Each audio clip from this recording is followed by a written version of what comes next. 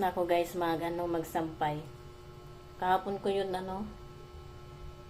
nilabhan. Hapon ko na nabanlawan, kaya ngayon ko sinampay. Pati nga medyo maganda ang panahon. Wala pa masyadong init, yung sikat ba? Pero sana wag umulan. Kasi mga uniform yung ng asawa ko eh. Babayad ako ng tubig at kuryente ngayon.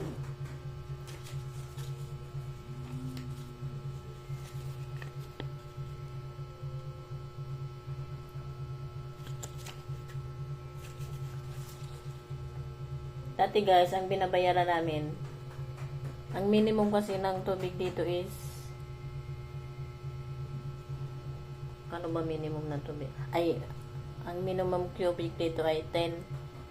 Pasalamat na lang ako at hindi ako naabot doon. Dati yung tubig namin 247, nagdagdag sila ng 29, kaya ngayon 277 na. 0.30. Mahal ang tubig dito. Malang minimum. At itong bill naman namin ay naku, tumaas.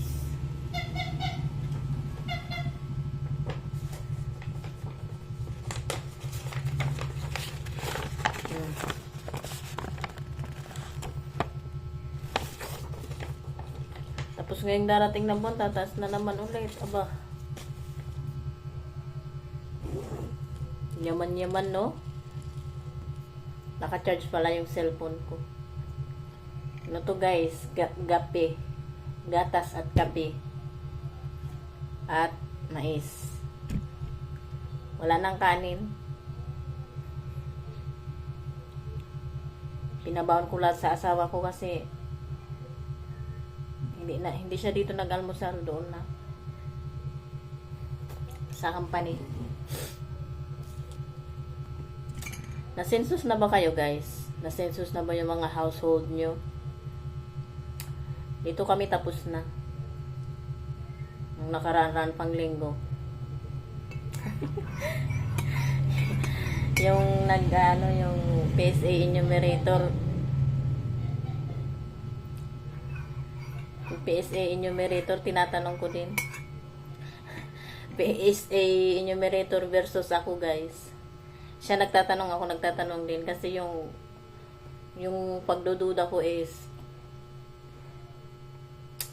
umapaw yung pagdududa ko. Tinatanong ko ng tinatanong. Kasi tinanong niya kung yung ultimo kwarto, kung may aircon, di ba? Tapos nung tinanong niya kung may email, hindi niya hiningi niya yung email address. Sabi ko, PC ba talaga ho yan, sir? Sabi niya, oo daw. Inoffer niya yung ID niya. Opo ma'am, ito po yung ID ko, picturean nyo. Sabi, sa isip-isip ko hindi na. Kasi kahit ID napipeke eh. Tapos tinanong niya na naman yung kung may ATM o kaya bank account. Tapos tinanong ko na naman ulit. Hindi siya pwedeng mainis.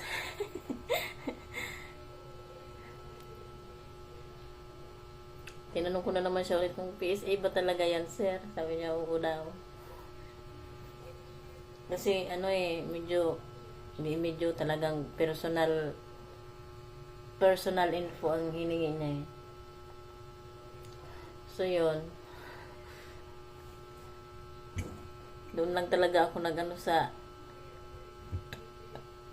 email account, at saka yung bank account, or kaya kung may GCash daw. Tapos tinanong niya rin kung nakukulikta ba ang basura, kung safe ba dito. Medyo safe naman dito.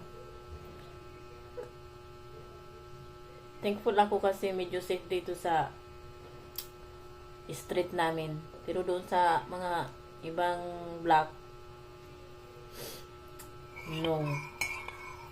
Ang iba kasing bahay dito guys, hindi sila naglalagay ng ilaw o kaya hindi sila iilaw sa ano nila sa labas. Nakwento ko na ata sa inyo dati na may aso naman yung bahay. Pero nakuha pa rin yung motor. So baka kilala nung aso yung ano, yung tao.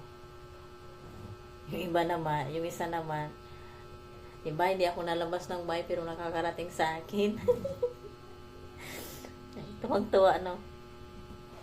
Yung isa naman para daw hindi manakaw, nilagyan yung ano, washing para mabigat nga. Excuse me naman sa braso ko, no? Yun lang, naikwento ko lang. Nandito pa rin ako, guys. Hindi pa rin ako nakakaalis. Nagmumuni-muni muna ako. Kayo ba, guys, nung sinensus kayo nung PSA, ano, tinanong nyo kung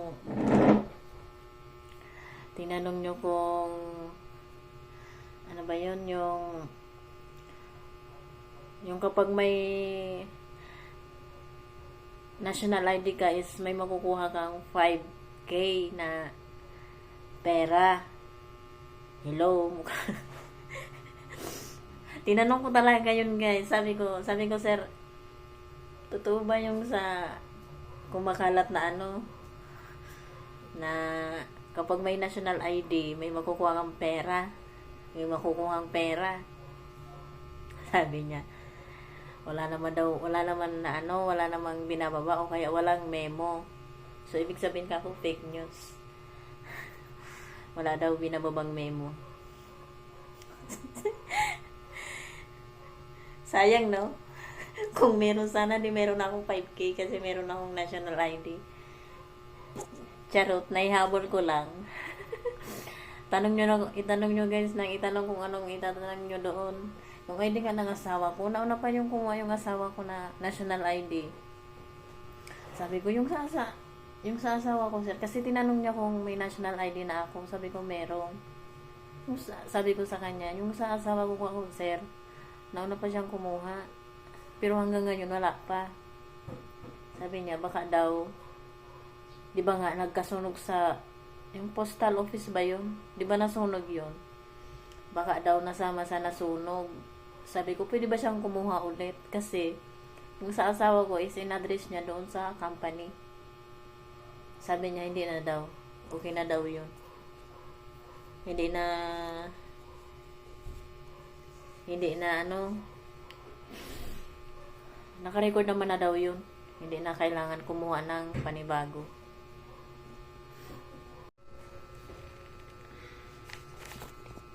Bayad na ako, guys. Tubig muna. Mahirap dito, guys,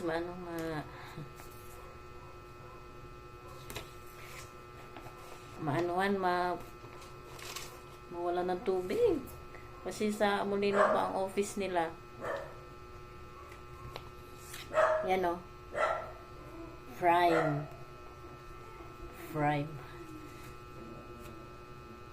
Tapos yung resibo, sinisend ko sa asawa ko kasi para may ebidensya.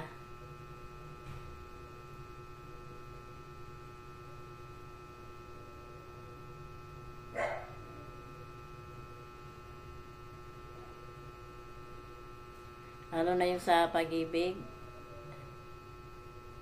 Kailangan guys magtago lagi ng resibo. Kuryente naman. Sa Bicol daw, laging brand out. Lalo na sa may sa Pagatpatan. Kumusta naman, Meralco? Ay, Meralco ba? Ay, Kasuriko na pala.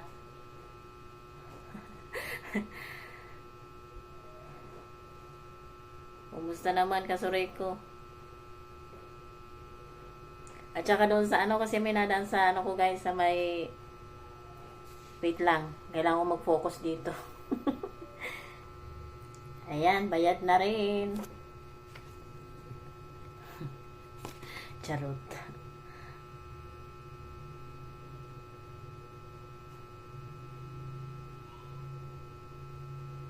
Itong ano guys, itong Meralco Veil, ano,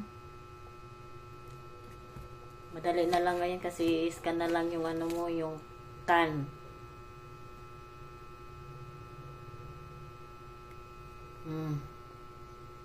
Diba?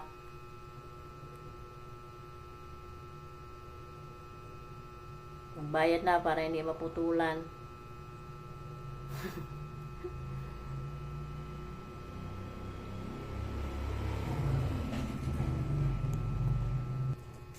Yung ano, yung sa Aleco ba yun? Aleco. Sa may Albay. Kasi sa TikTok kasi guys, may mga nadan sa FYP ko na ano.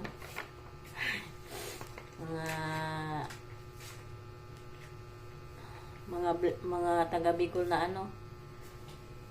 Mga taga Bicol na content creator. Laging bida ang Aleco. Yung nagsasayawan sila pero yung nasa kaligitnaan ka ng sayaw, yung groovy ka sa pagsayaw. Tapos biglang run out, wala. Naging stop dance.